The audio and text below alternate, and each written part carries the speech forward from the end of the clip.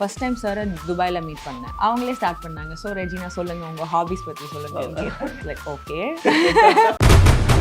The advanced industrial landscape of Tamil Nadu, top 10 automobile hubs in the world. We are global leaders in each sector.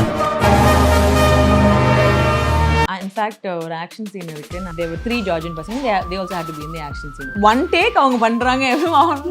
and அப்போ அவங்க கேட்டாங்க, sir உங்க age என்னன்னு கேட்டாங்க. நம்பவே முடியல. அந்த வீடியோ பார்க்கும்போது இன்ஃபேக்ட் ஆரவம் இருந்தாங்க. அவர் கழுத்தெல்லாம் கட்டி இருந்தது. They were in front of me. நான் கேட்டேன், உங்க கைக்கெல்லாம் என்ன ஆச்சு சார்? பட் அஜித் சார் எப்பவுமே சொல்லிட்டே இருப்பாங்க, by God's grace he's alive. But you can tell he's an adrenaline junkie. First time sir துபாயில் மீட் பண்ணேன். வி சாட் டவுன் லவுஞ்சில் உட்காந்துட்டு அவங்களே ஸ்டார்ட் பண்ணாங்க. ஸோ ரெஜினா சொல்லுங்க, உங்கள் ஹாபிஸ் பற்றி சொல்லுங்க. Like okay. அதுதான் அந்த கம்ப்ளீட் மேன் அப்படிங்கிற ஒரு டேக். நல்லா டேக் கொடுத்துருக்கீங்க. நீங்கள் கொடுக்கல, நான் கொடுக்கல.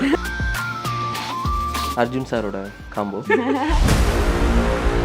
வேற கேரக்டருக்காக கால் பண்ணியிருந்தாங்க. ஒரு 1 வீக்குக்கு அப்புறம் திரும்ப கால் பண்ணிட்டு, ஆக்சுவலி அந்த கேரக்டருக்கு வேண்டாம். எந்த கேரக்டர்னு சொல்ல மாட்டீங்களா? ரொம்ப க்ளோஸ் ஷாட்ல நீங்க எப்படி இருக்கீங்க, அஜித் சார் இங்க இருக்காங்க, அந்த பொம்பளை எல்லாம் சும்மாவே விடக்கூடாது சார் அப்படிங்கிற மாதிரி டயலாக் ஒன்று சொன்னீங்க. Is very aware of his surroundings. நீங்க நினைப்பீங்க அவங்களுக்கு தெரியாதுன்னு, பார்க்க மாட்டாங்க. But he actually does know what's going on around. 16+ operation பண்ணியிருக்காங்க பின்னாடி மட்டும், ஆனாலும் ஸ்டில் கண்டினியூ பண்ணிட்டே இருக்காங்க. அவங்க சொல்வாங்க also, if not now then when.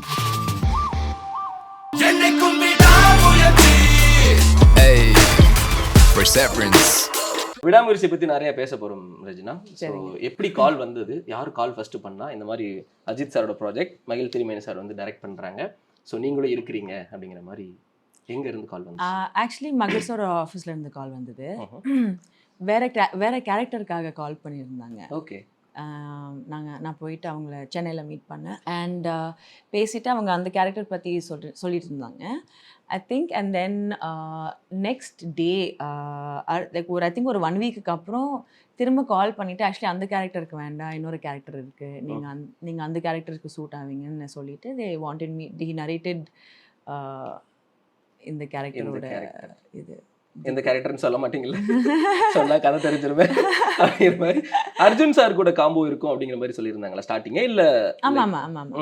Character narrate பண்ணும்போது இட் ஃபெல்ட் வெரி ஒரு run of the mill character மாதிரி இல்லைன்னு. It's be nice for Tamil cinema. And also எனக்கு அந்த மாதிரி கேரக்டர்ஸ் ப்ளே பண்ணுறது ரொம்ப பிடிக்கும்.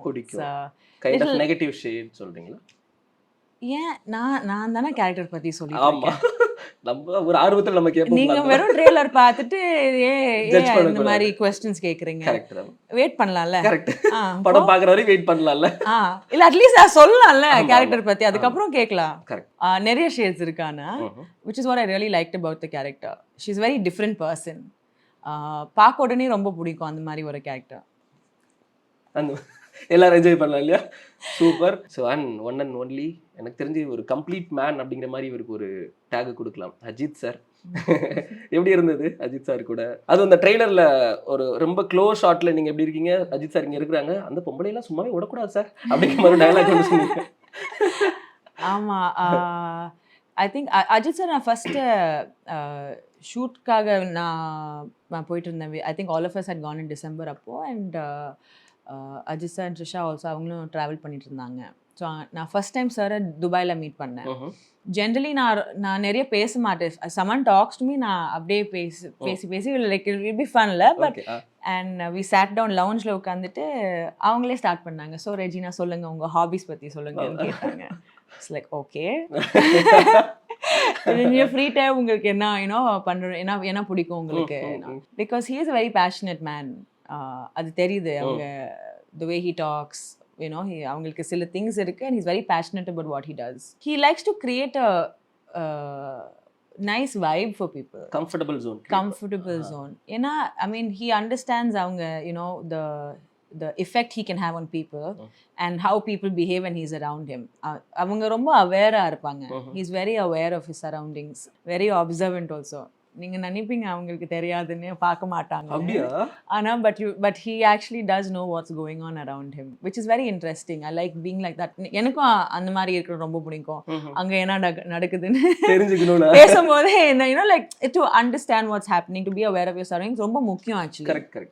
அண்ட் ஆல்சோ ரொம்ப காமா ரொம்ப காமா இருப்பாங்க, like I'm sure he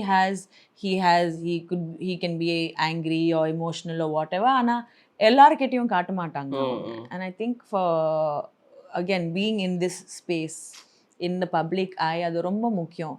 Generally ஒரு சூப்பர் ஸ்டாருக்கு you'll have a huge entourage. நீங்க நிறைய சூப்பர் ஸ்டார்ஸ் பார்த்தீங்கன்னா they'll have like at least 5-6 people around them, and I'm not saying just for male actors, female actors, male actors எல்லாருக்கும் the moment you reach a stage, you'll have like at least 7 people in your entourage, whether it's hairstylist, makeup artist, costumer, எல்லாமே இல்ல, like there'll be a list. ஆனா அவங்க he just had 2 people. Okay. And it was interesting to see someone, like not care, like makeup இருக்காங்க, costumer இருப்பாங்க, and you will not see the costumer on set avlo இருக்க மாட்டாங்க. அவங்க இருப்பாங்க, but they will not be there behind him. அந்த மாதிரி he doesn't create this air of அவங்க வந்திருக்காங்க. People around obviously treat him with that respect, and he comes on set and எல்லாரும் போயிட்டு விஷ் பண்ணுவாங்க. என்னோட my assistant, my spot boy, அவங்க பாம்பேல இருந்து வராங்க. ஸோ அவங்களுக்கு போயிட்டு he puts his arm around him. So அவங்களும் ஐயோன்னு இருப்பாங்க. But he tries to make people around him feel comfortable and be like, இதெல்லாம் பண்ணாதீங்க, அந்த மாதிரி ஒரு இது. And he goes out of his way to do it also. So I think it's nice for a younger actor like me to see that. I like to be in that environment. அந்த மாதிரி environmentல இருக்கும்போது you also tend to pick on to those things. You also want to like, okay, அவங்க எப்படி பண்றாங்க, ஆனா அவங்க இவ்வளோ ஹார்டாக ஒர்க் பண்றாங்க. And also அவங்க philosophy, வெறும் படம் மட்டும், it's not just படங்கள் மட்டும், he's not just a superstar actor. He's a racer. Correct. He does his other things. He's passionate about other things. And அது விடல அவங்க இன்னும் பண்றாங்க. And it's very difficult to be in the limelight, to have people tell you, அவங்க ஏன் இப்படி பண்றாங்க, இது பண்ணக்கூடாது, அவங்க இது மேல கான்சன்ட்ரேட் பண்ணல, அது பண்றாங்க. To have all that, to keep all that at away and to still be on top is, I think it's only something that people should learn from. அதுதான் அந்த கம்ப்ளீட் மேன் அப்படிங்கிற ஒரு டேக். அவருக்கு நடிக்க பிடிச்சிருக்கு, நடிக்கிறீங்க. ஐயோ, அது தமிழ்நாடே கொடுத்து நான் கொடுக்கலீங்க, வெளியில நிறைய பேர் கொடுத்துட்டாங்க, நான் சும்மா எடுத்துட்டு வந்து போட்டேன். அர்ஜுன் சாரோட காம்போ எப்படி இருந்தது? ஆக்ஷன் கிங் தமிழ்நாட்டுல so fun. புக்குன்னு குத்துவாரு. ஆமா, in fact ஒரு ஆக்ஷன் சீன் இருக்கு. And there were 2 Georgian பசங்க, they were 3 Georgian பசங்க, they also had to be in the action scene. And அவங்க ஏதோ அங்க இருந்து ஃபைட் இதுல இருந்து வந்தாங்க. they were so surprised to see Arjun sir. அவங்க வந்துட்டு மாஸ்டர் இப்படி பண்ணா அப்படி பண்ணிட்டு within like 1 take அவங்க பண்றாங்க. லைக் அடடா. and அப்போ அவங்க கேட்டாங்க, சார் உங்க ஏஜ் என்னன்னு கேட்டாங்க. அது கேட்டுட்டு லைக் அப்படிங்களா, நம்பவே முடியல. So it was a lot of fun working with Arjun sir as well. I don't think எல்லாரும் இந்த மாதிரி ஒரு partnership, especially seeing as together, அந்த மாதிரி ஒரு பார்ட்னர்ஷிப் எக்ஸ்பெக்ட் பண்ண மாட்டாங்க. I think it's a fun partnership between Arjun sir and I. ஏன்னா அது நிறைய பேர் சொல்லுவாங்க, இப்போ அஜித் சாருமே சரி அர்ஜுன் சாருமே சரி ஜாஸ்தி டூப்பே யூஸ் பண்ண மாட்டாங்க. எவ்வளோ பெரிய ஸ்டண்டா இருந்தாலும். நீங்க பாத்தீங்களா வீடியோஸ் எல்லாம் வந்தது வெளியில, அந்த கார் வீடியோஸ் எல்லாம். ஆமா. I think that's again something that is to only like, இது எவ்வளோ பெரிய ரிஸ்க் இல்ல, அது என்ன வேணாலும் நடக்கலாம் நம்ம இல்ல. ஆமா. பட் அவங்களுக்கு தெரியும் அவங்க என்ன பண்றாங்கன்னு. ஸோ அது ரிஸ்க்னு தெரியும். But Ajith has always been doing his stunts, like his bike stunts and car stunts by himself. நிறைய படங்களை பண்ணியிருக்காங்க. ஹெலிகாப்டர்ல, பில்லா படத்துல ஹெலிகாப்டர்ல தூங்கிட்டு அந்த மாதிரிலாம். So he's always done it, and I think they know what they're doing. அவங்க சும்மா நான் பண்ணணும்னுக்காக அவங்க பண்றது இல்லை. They know exactly what they're doing, எவ்வளோ ரிஸ்க் இன்வால்வ்டாக இருக்கு, and then they do it. I think that's great. ஏன்னா ஹாலிவுட்ல நிறைய ஆக்டர்ஸ் அப்படிதானே பண்றாங்க. நீங்க அந்த வீடியோ ரிலீஸ் ஆன உடனே என்ன உங்களோட ரியாக்ஷன் என்னவா இருந்தது? Like Ajith sir, Aarav brother கார்ல போயிட்டு ஸ்கிட் ஆகி விழுந்தாங்கல்ல, அந்த வீடியோ நீங்க ஃபர்ஸ்ட் டைம் பார்த்த உடனே நீங்க ஸ்பாட்ல இருந்திருக்க மாட்டீங்க. லைக் ஆமா. பட் நான் வீடியோ அப்பவே பார்த்தேன். and பார்த்த உடனே in fact I didn't know how many, but Ajith sir எப்பவுமே சொல்லிட்டே இருப்பாங்க that by God's grace he's அலைவ்னு. அவங்க நிறைய ஆக்சிடென்ட்ஸ்ல இருந்தாங்க. But you can tell he's an adrenaline junkie. காட்ட மாட்டாங்க, ரொம்ப சாஃப்டா இருப்பாங்க ஜென்ரலா பேசும்போது. But he is a proper adrenaline Zengi. இல்லன்னா he won't be doing the things he does. Correct. Whether it's riding bikes or you know this thing. But நான் அந்த வீடியோ பார்க்கும்போது இன்ஃபேக்ட் ஆரவும் இருந்தாங்க. ஆமா அவரு கழுத்தெல்லாம் கட்டி இருந்தது, கையெல்லாம் கட்டி இருக்கு, அவரால் பிடிக்க கூட முடியல. பாவம் சார், நீங்க பார்த்தீங்களா தெரியல, பட் சாரோட கை வெளியில போயிடல. ஸோ அதை பார்க்கும்போது சார் நீங்க என்னாச்சு கையெல்லாம், பிகாஸ் நான் அந்த வீடியோ பார்த்துட்டு தேவர் இன் ஃப்ரண்ட் ஆஃப் மீ. நாங்கள் பாக்கோல இருந்தோம் அந்த வீடியோ பார்க்கும்போது. ஓகே. அண்ட் நான் கேட்டேன் உங்கள் கைக்கெல்லாம் என்னாச்சு sir? No, there was a mild it had to heal, but yeah, I mean it's scary. It's a question is எதுக்கு பண்றீங்க? ஆனா if you're able to do it and you're able to pull it off, I only think it's like an inspiration. Every time அந்த doubt வந்துட்டு இருக்குது அதுதான். இப்போ அவருக்கு 16+ operation பண்ணியிருக்காங்க பின்னாடி மட்டும். லைக் இப்போ இந்த ரீசெண்டாக நடந்த ரேஸில் கூட 2 days பிஃபோர் வந்து இந்த ப்ராக்டிஸில் ஒரு பயங்கரமான ஒரு மேசிவ் ஒரு ஆக்சிடென்ட் ஒன்று நடந்துச்சு. ஆனாலும் ஸ்டில் கண்டினியூ பண்ணிகிட்டே இருக்கிறாங்க. என்ன நடந்தாலும் பரவாயில்ல, அந்த ட்ரை கண்டினியூ பண்ணுறது அப்படிங்கிறது. நாங்கள் எல்லாரும் generally when we talk about Ajith sir and all of that, we talk about him as an actor, but he's also a sports person. So அந்த mentality இருக்கும்போது when you're on the track, you're not thinking as an actor, right? Of course, I would only assume because நானும் sports விளையாடிருக்கேன். So நான் பாஸ்கெட்பாலோ stand up பேடில் எதுவுமே பண்ணும்போது I'm not thinking oh நான் ஒரு actor. Stand up paddle when I go into the water and stuff like that, எல்லாரும் கேட்பாங்க எப்படி இது பண்ணுறீங்க, வெயிலில் பண்ணுறீங்க, யூல் கெட் பிளாக் டார்க் ஆகிடுவீங்க, அப்போ படம் எப்படி பண்ணுவீங்க, ஷூட் எல்லாம் எப்படி பண்ணுவீங்க. It's not something that comes in to my mind. So அது ஒரு சின்ன எக்ஸாம்பிளாக எடுத்துகிட்டு I'm sure he's not thinking this thing. And like I said, he's a proper adrenaline junkie and he's very passionate. So once he sets his mind to something, அவங்க சொல்வாங்க also, if not now then when. I'm finally able to do the things I want to do. So மகிழ் திரிமேனி சாரோட அந்த narration story சொல்ற விதம் அது எப்படி இருக்கணும்னு எனக்கு தெரிஞ்சுக்கணும்னு ஆசையா இருக்கு. அவங்க the school that he comes from itself is one of the schools that I really like. எனக்கு அந்த மாதிரி படங்கள் ரொம்ப பிடிக்கும். And I really like I knew I will love working with him because I'm a director's actor. அவங்க எப்படி mould பண்றாங்க, for me I like taking the shape of the character through the director's eyes. And of course நான் என்னோட இதெல்லாம் add பண்ணுவேன். I think Magizh sir comes in the type of directors, அவங்க he lets the actors take on the role அந்த மாதிரி. And அவங்க தெளிவாக explain பண்ணுவாங்க. அண்ட் அவங்க ஸ்லோவாக பில்ட் பண்ணி நல்லா எக்ஸ்பிளைன் பண்ணுவாங்க.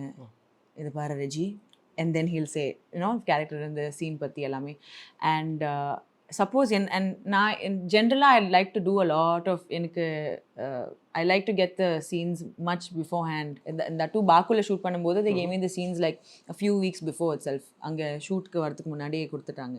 அண்ட் நான் I'll sit and write my own little, எனக்கு ஏன் இப்படி பண்ணுவாங்க, இதுவும் பண்ணலாம் அதுவும் பண்ணலாம். பிகாஸ் அவங்க ஷூட் பண்ணும்போது I didn't have the time after Magizh sir narrated the story to me, my character to me and everything. எனக்கு அவ்வளோ டைம் கிடைக்கல அவங்களோட உட்காந்துட்டு to talk about it because they went directly to Azerbaijan அதுக்கப்புறம் shoot பண்ணுறதுக்கு. And I would sit right down all my doubts in questions எல்லாமே எழுதிட்டு I would talk to Devan sir and ask him இப்படி பண்ணலாமா அப்படி பண்ணலாமா. தென் ஐ சிட் வித் ஷார்ட்டுக்கு முன்னாடி மகிழ் சார் கிட்ட எல்லாமே நான் இப்படி யோசிச்சேன் அப்படி யோசிச்சேன், இது பண்ணலாமா அது பண்ணலாமான்னு சொல்லிட்டு ஹி லைக் சரி ஓகே இது பண்ணலாம் அது பண்ணலாம், இது பண்ணுங்க பார்க்கலாம் if it will work or not. Also அங்கே ஷூட் பண்ணும்போது we worked in very hectic conditions, like environment சொல்றீங்க, like வெயில் டஸ்ட் வெயில் எல்லாம் ஓகே, பட் ரொம்ப விண்டியா இருந்துச்சு. Sometimes the two actors like when they standing next to each other கேட்க முடியாது, அவங்க டயலாக்ஸே கேட்க முடியாது, அவ்வளோ காத்து. So it was interesting working in those conditions. ஆனாலும் Magizh sir was very calm, patient. அவங்களுக்கு தேவை இந்த ஷார்ட்ஸ் எல்லாமே எடுத்தாங்க. Like he made sure he got what he wanted. Keeping in mind time constraint இதெல்லாம் இருக்கு. Keeping all of that in mind and trying to finish it off, I think I really liked working with him. just the way he gives that space for an actor to do everything. Time constraint இருக்கு, அதெல்லாம் இருக்கு.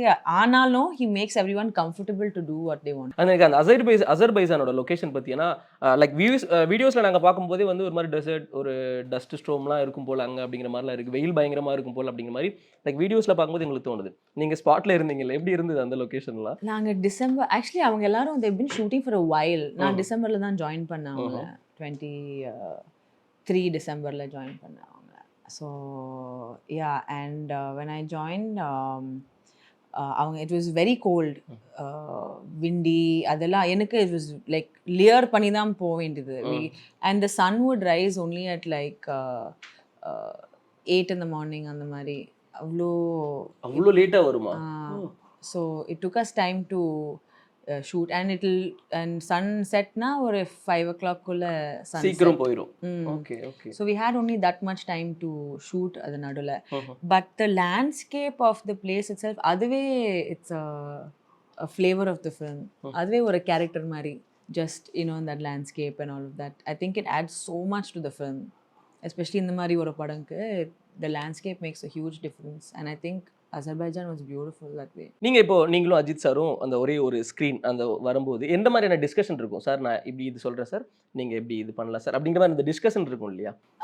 அப்பப்போ இருக்கும். Sometimes சில டைம்ஸ்ல we just do what we are doing அந்த மாதிரி. Yeah. Because அங்க especially அந்த சீன் எல்லாம் பண்ணும்போது weather was not on our side at all. Okay. நாங்க ஒரு cliff மேல ஷூட் பண்ணிட்டு இருந்தோம், and then the sun will correctly 5 o'clock sunset ஆகுதுன்னா இங்க 4 o'clock போயிடும். ஏன்னா அந்த hill மேல sun போயிடும், and then after that we don't have any sun. So ரொம்ப டிஸ்கஸ் பண்றதுக்கு இடம் இருக்காது. Fast. ஆமாமா, பண்ணிட்டே இருக்கணும். And we I mean, and everyone like Arjun sir, Ajith sir, everyone is like, especially அந்த சீன்ல இருக்கணும், everyone knows what they're doing. And I think Magizh also pretty much was very happy with what all of us did. So inga he would come and tell us idu pannalam adu pannalam. But as discussions we didn't do too much. I would tell sir na இப்படி கை போட போறேன், இப்படி நான் இது பண்ண போறேன், ஓகேல. So அந்த ஆர்டிஸ்டோட அந்த கம்ஃபர்டபிலிட்டி எப்படி நீங்கள் எடுக்கிறீங்க? ஒரு என்விரான்மெண்ட் நமக்கு ஏற்ற மாதிரி இல்லை, விண்ட் இருக்குது, டஸ்ட் இருக்குது, நிறைய சம்திங் ஏதோ இருக்குது, லைக் பாசிபிளே இல்லாத இடத்துல கூட நம்ம லைக் நடிச்சு தான் ஆகணும். டைரக்டருக்கு விஷுவலாக மைண்டில் இருக்கும், பட் அதை டெலிவரி பண்ணுறது ஆர்டிஸ்ட் தான். ஸோ அந்த ஃபேஷியல் எக்ஸ்பிரஷன் எல்லாமே கேரி பண்ணிவிட்டு ஆர்டிஸ்ட் அந்த கம்ஃபர்டபிலிட்டியை உள்ளே எடுத்துக்கிட்டு எப்படி அதை இது பண்ணுறீங்க நீங்கள்? First of all, I think you need to understand the character. அதனால தான் நான் சொன்னேன்ல, I used to write down all my notes.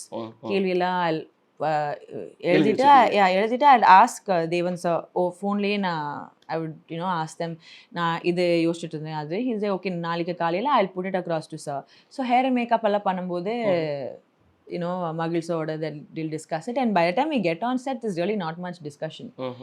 It's just பண்ணோம் அவ்வளவுதான், டக்கு போக்கிட்டே இருக்கும் அப்படிங்கிற மாதிரி.